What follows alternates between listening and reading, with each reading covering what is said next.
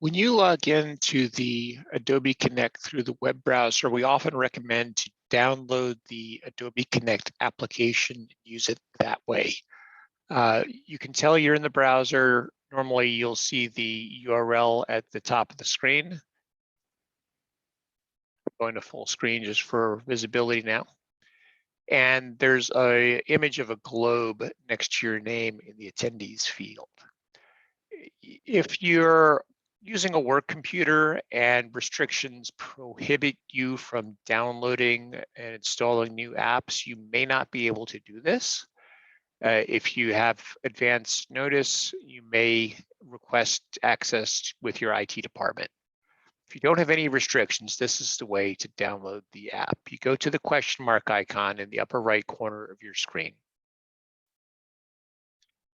Click on it, and you will see an option to download the desktop application.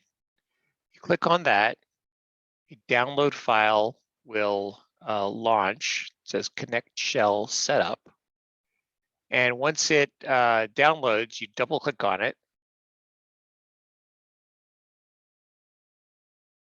And then click on Install. It'll take a short period of time. You can see the downloading is counting down here rather quickly. It may vary depending on your internet connection and your computer speed. Installing also happens quickly, and now it's completed. Once it's completed, there are a couple options here. You can click Exit, and now you have downloaded and installed the Adobe Connect app. The next step is to go back to that question mark icon, and this time you click on Switch to Desktop Application. It'll give you some choices. Cancel, you don't want to do that. Download Adobe Connect, which you already did.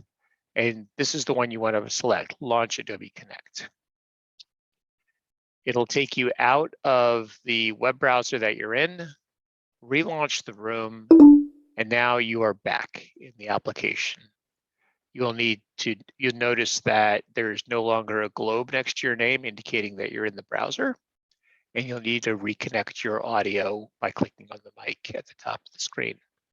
And that's it. Thanks for watching.